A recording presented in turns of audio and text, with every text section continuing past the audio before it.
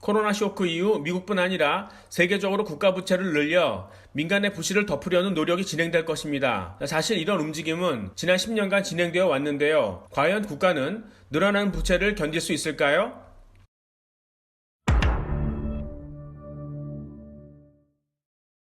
궁극적으로 보면 견딜 수 있을 것입니다.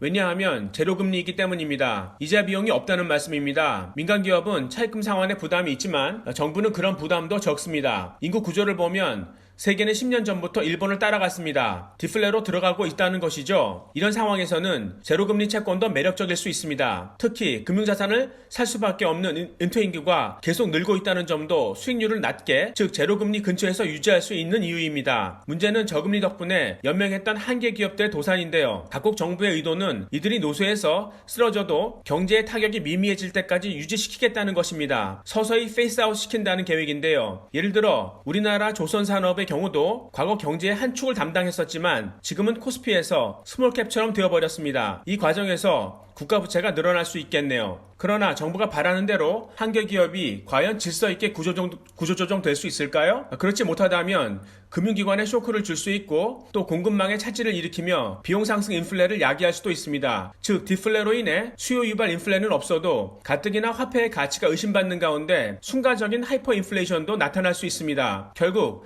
증시의 금융자산 가격에 큰 변동성이 자주 일어날 수 있고 금과 같은 실물자산도 준비해야 한다는 말씀입니다. 또 다른 문제는 부의 불균형입니다. 정부가 돈을 풀어 민간의 문제를 해결하는 과정에서 잉여자금이 금융자산 가격에 거품을 만들었습니다. 그 거품 자산을 기득권이 가졌고 젊은이들은 그것을 비싸게 사야 합니다.